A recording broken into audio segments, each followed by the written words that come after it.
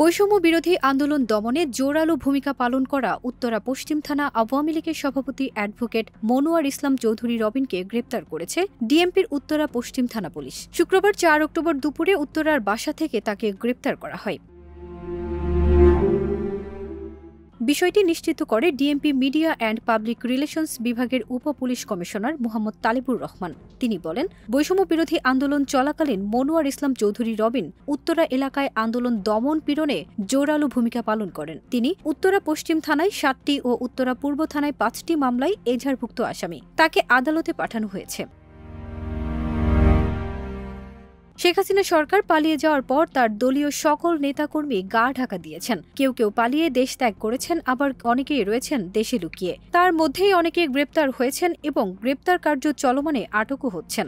আবার কেউ কেউ রয়েছেন ধরাছোঁয়ার বাইরে। ফারজানা নিকিতা, দেশ রূপান্তর।